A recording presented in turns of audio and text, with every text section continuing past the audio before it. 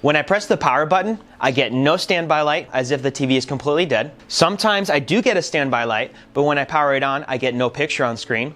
I also see lines or some sort of distortion on the screen. And finally, dark spots can appear throughout the screen. Those are the most common issues we see with the M70-C3 Vizio TV, and we'll go in a little bit more detail as to what can cause those problems. The first symptom of dead no power, typically that is caused by your power supply. However, that can also sometimes be caused by the main board. So in order to find out whether your main board or your power supply is at fault, we have to check these capacitors.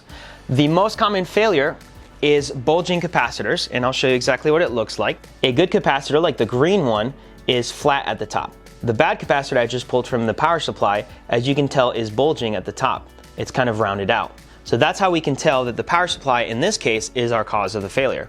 If you do find that you have bulged capacitors, we'll have a video available with more details on how to perform that repair. If your capacitors look completely flush and not bulging, then most likely the cause of your no power is your main board. Additionally, the main board can also cause failures with the LED light popping up, but no picture on screen, as well as the distortion on screen. All of those issues are typically caused by the main board. We'll have a video available with more details. And lastly, sometimes we also see dark spots on the screen.